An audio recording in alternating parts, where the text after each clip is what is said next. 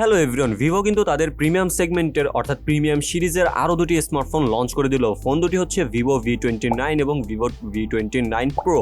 তো ভিভোর এই ভি সিরিজ কিন্তু অলওয়েজ একটি প্রিমিয়াম সিরিজ হয়ে দাঁড়িয়েছে, কেননা এই সিরিজের ফোনগুলো কিন্তু যথেষ্ট পরিমাণে সেল হয়ে থাকে এবং এই সিরিজের ফোনগুলো কিন্তু যথেষ্ট ভালো লেভেলেরই ক্যামেরা সেন্ট্রিক এবং যথেষ্ট প্রিমিয়াম টাইপের ডিজাইনের সাথে এসে থাকে। তো তেমনই ভিভো V27 এর পরে ভিভো V29 সিরিজটা চলে আসলো এবং আজকে আমরা আলোচনা করব ভিভো V29 ফোনটিকে নিয়ে। তো ফোনটি আপনাদের জন্য আসলে কেমন হবে এবং কেমন প্রাইস পয়েন্টে বাংলাদেশে মার্কেটে পাওয়া যাচ্ছে এবং ফোনটি কি স্পেসিফিকেশন অনুযায়ী তেমন এক্সপেকটেশন পূরণ করতে পারবে কিনা, তো সেই সব সম্পর্কে আজকে বিস্তারিত আলোচনা হবে। তো গাইস অবশ্যই সম্পূর্ণ ভিডিওটুকু দেখবেন, তাহলে ফোনটি সম্পর্কে বিস্তারিত জানতে পারবেন। তো গাইস চলুন ভিডিওটি শুরু করা যাক।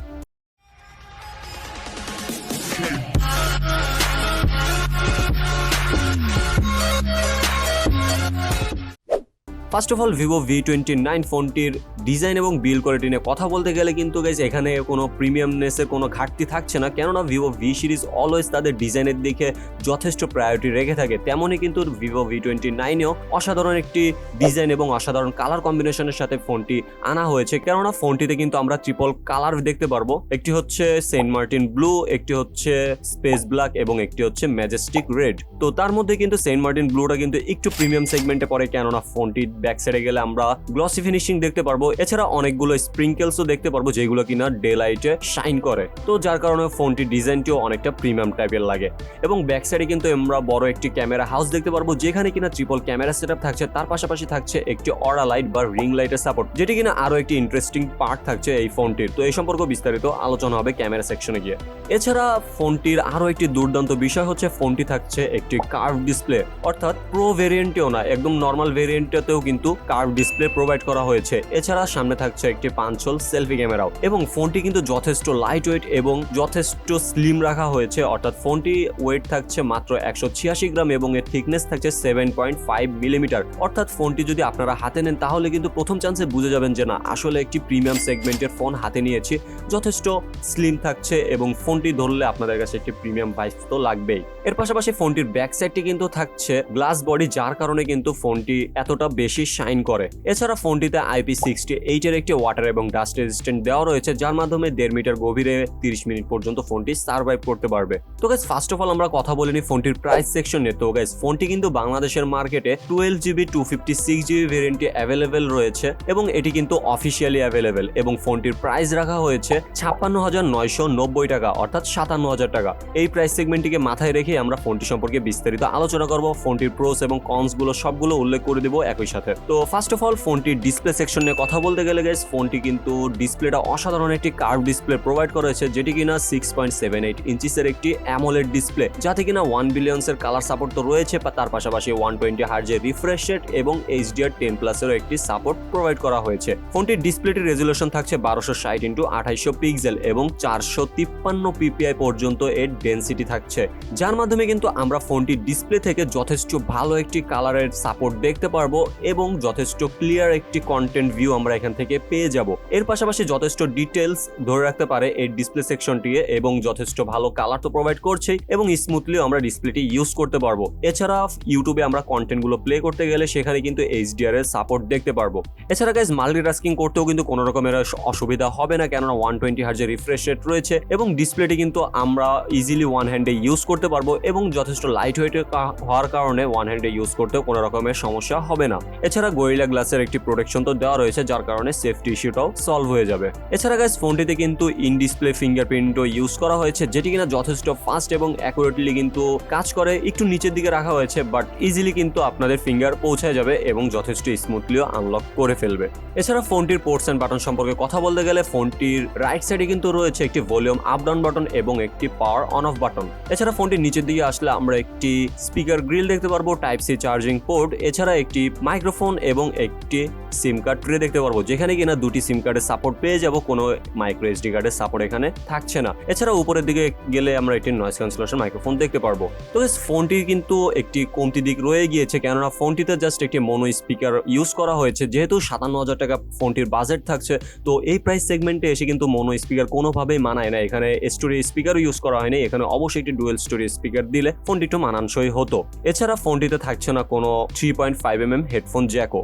এবার গাইস কথা বলা যাক ফোনটির ক্যামেরা সেকশনে, যেটা কিনা মূলত ভি সিরিজের হচ্ছে মেইন প্রায়োরিটি হয়ে থাকে, অর্থাৎ ভি সিরিজের ফোনগুলো মূলত ক্যামেরা সেন্ট্রিকই হয়ে থাকে। তো এখানেও কিন্তু সেরকম দুর্দান্ত লেভেলেরই ক্যামেরা কিন্তু প্রোভাইড করা হয়েছে, কেননা ফোনটিতে থাকছে একটি 50 মেগাপিক্সেলের মেইন সেন্সর, যাতে কিনা ওআইএস এর সাপোর্ট রয়েছে। তার পাশাপাশি থাকছে 8 মেগাপিক্সেলের একটি আলট্রা ওয়াইড সেন্সরও, এছাড়া 2 মেগাপিক্সেলের একটি ডেপথ সেন্সরও প্রোভাইড করা হয়েছে।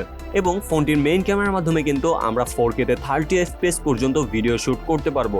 তো ক্যামেরা সেকশনে কথা বলার আগে বলে নি, ফোনটিতে কিন্তু হাইলাইটেড করা রয়েছে, অর্থাৎ উপরের দিকে গেলে আমরা একটু হাইলাইটেড পার্ট দেখতে পারবো, যেখানে কিনা প্রফেশনাল পোর্ট্রেট লেখা রয়েছে, অর্থাৎ এখানে ভালো রকমেরই কিন্তু পোর্ট্রেট ফটো আমাদের প্রোভাইড করবে। তো এই 50 মেগাপিক্সেলের মাধ্যমে কিন্তু আমরা যথেষ্ট ভালো লেভেলেরই কিন্তু ফটোশুট করতে পারবো, যথেষ্ট ভালো কালার কম্বিনেশন ধরে রাখতে পারছিল, ন্যাচারাল টাইপের কালার এবং বুস্ট আপ টাইপের, অর্থাৎ সোশ্যাল মিডিয়া রেডি টাইপের কিন্তু ফটো প্রোভাইড করছিল, এবং যথেষ্ট ডিটেল ছিল ছবিগুলোতে। ডে লাইট এবং নাইট কন্ডিশনে কিন্তু যথেষ্ট ডিটেল ছবি প্রোভাইড করতে পারছিল, এবং নাইট মোড অন করে নিলে কিন্তু আরো যথেষ্ট ডিটেল ছবি পাওয়া সম্ভব। এছাড়াও গাইস ফোনটির আলট্রা ওয়াইড সেকশনের মাধ্যমে কিন্তু যথেষ্ট ভালো রকমের ফটোশুট করা যায়, যথেষ্ট ডিটেল ধরে রাখতে পারে, তেমন কোনো কালার শিফটিং দেখা যায় না, এবং পোর্ট্রেট সেকশনটাও কিন্তু যথেষ্ট ভালো এজ ডিটেক্ট করতে পারে, এবং লাইটিং কন্ডিশন অনুযায়ী কিন্তু ফোনটি যথেষ্ট ভালো রকমের কিন্তু পোর্ট্রেট প্রোভাইড করে। তো সেদিক থেকে কিন্তু কোনো রকমের ঘাটতি থাকবে না ফোনটির ক্যামেরা সেকশন নিয়ে। এছাড়া ফোনটির ভিডিও কোয়ালিটিও কিন্তু যথেষ্ট ভালো, যেহেতু 4K 30 FPS এ ভিডিও শুট করা যায়, তার পাশাপাশি ওআইএস এর একটি সাপোর্ট রয়েছে। তো তার মাধ্যমে যথেষ্ট স্টেবল ভিডিও শুট কিন্তু করা পসিবল, এবং এর কোয়ালিটি কিন্তু যথেষ্ট প্রিমিয়াম লেভেলেরই। এবার যদি সেলফি ক্যামেরা নিয়ে কথা বলি, সেলফি ক্যামেরাও তো কিন্তু আমরা 50 মেগাপিক্সেলের একটি সেন্সর পেয়ে যাব, যার মাধ্যমে কিন্তু আমরা 1080 30 FPS পর্যন্ত ভিডিও শুট করতে পারবো, এবং 50 মেগাপিক্সেলের মাধ্যমে কিন্তু যথেষ্ট ভালো কিন্তু সেলফি ক্লিক করতে পারবো, এবং যথেষ্ট ভালো কিন্তু ডিটেল ধরে রাখতে পারে, এবং কালার টোনগুলো, অর্থাৎ ফেসের কালার টোনগুলো কিন্তু যথেষ্ট ন্যাচারাল রাখার ট্রাই করে। তো ক্যামেরা কিন্তু যথেষ্ট প্রিমিয়াম সেগমেন্টের প্রোভাইড করা হয়েছে, এবং অসাধারণ কিছু ফিচার্স তো রয়েছেই। এছাড়া ব্যাক সাইডে গেলে কিন্তু আমরা একটি অরা লাইটের সাপোর্ট দেখতে পারবো, যেটা কিনা খুবই ইন্টারেস্টিং একটি লাইট দেওয়া হয়েছে।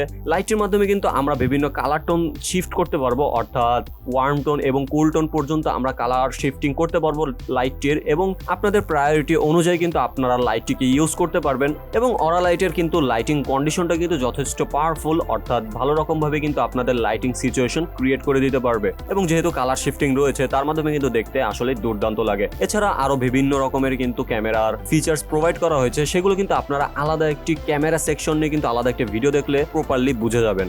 এবার গাইস কথা বলা যাক ফোনটির পারফরমেন্স সেকশন নিয়ে। গাইস ফোনটিতে কিন্তু কোয়ালকম স্ন্যাপড্রাগন 778G একটি চিপসেট ব্যবহার করা হয়েছে, যেটি কিনা একটি 6 ন্যানোমিটার আর্কিটেকচারে বিল্ড করা একটি অক্টা-কোর প্রসেসর, এবং ফোনটির জিপিইউ হিসেবে থাকছে অ্যাড্রিনো 642L, এবং ফোনটির অপারেটিং সিস্টেম হিসেবে থাকছে অ্যান্ড্রয়েড 13 এবং ফান্টাসওএস 13। তো ফোনটির ইউআইটি কিন্তু যথেষ্ট স্মুথলি আপনারা ইউজ করতে পারবেন। অনেক ব্লোটারে দেখা দিতে পারে, অর্থাৎ আনইউজুয়াল অ্যাপসগুলো কিন্তু প্রি ইনস্টল করা থাকে, তো সেগুলো আপনারা আনইনস্টল করে নিতে পারবেন, এবং যথেষ্ট স্মুথলি কিন্তু আপনারা এর ইউআইটি ইউজ করতে পারবেন, কোনো রকমের সমস্যা সেখান থেকে থাকছে না।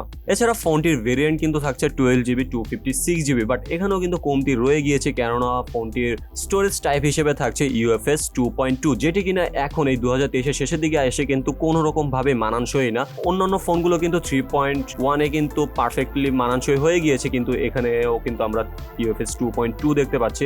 এছাড়াও গাইস ফোনটিতে কিন্তু এই চিপসেটটিও কিন্তু কোনোভাবেই মানানসই না, কেননা চিপসেটটি কিন্তু যথেষ্ট পুরনো একটি চিপসেট, কিন্তু যদিও চিপসেটটি যথেষ্ট স্টেবল এবং যথেষ্ট ভালো এবং পাওয়ারফুল একটি চিপসেট, কিন্তু অনেক পুরনো একটি চিপসেট, যেটি কিনা এখন এসে মানায় না অতটা। আর যেহেতু ফোনটির বাজেট সেগমেন্ট থাকছে 57,000 টাকা, তো এই প্রাইস সেগমেন্টে এসে এই চিপসেটটা একটু মাইর খেয়ে যায়। কিন্তু এই চিপসেটটি 778G কিন্তু আপনাদের যথেষ্ট ভালো একটি গেমিং সাপোর্ট দিতে পারবে, মিডিয়াম টু হাই সেটিংসে আপনারা খেলতে পারবে, এবং যথেষ্ট স্টেবল একটি চিপসেট, কোনো রকমের তেমন হিটিং ইস্যু দেখা যায় না, এবং ভালো লেভেল কিন্তু আপনাদের স্মুথলি গেমিং পারফরমেন্স প্রোভাইড করবে, এবং এটি যথেষ্ট ভালো গ্রাফিক্সও ধরে রাখতে পারে গেমগুলোর, এবং ভালো একটি ব্যাকআপও কিন্তু প্রোভাইড করে অল ওভার দিক থেকে। কিন্তু বাজেট সেগমেন্ট অনুযায়ী কিন্তু চিপসেটটি যথেষ্ট লো এন্ড হয়ে গিয়েছে।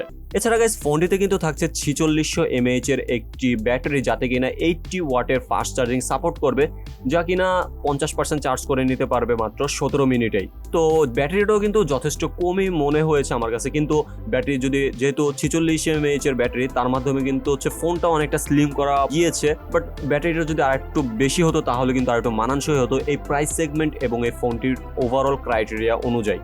তো গাইস ফোনটি যেহেতু থাকছে 57,000 টাকা, অর্থাৎ যেহেতু একটি অফিসিয়াল ফোন, প্রথমত আমাদের মাথায় রাখতে হবে একটি অফিসিয়াল ফোনের প্রাইস অবশ্যই বেশি হয়ে থাকে। আনঅফিসিয়াল ফোন হলে এর প্রাইসটা অনেকাংশে কমে যেত।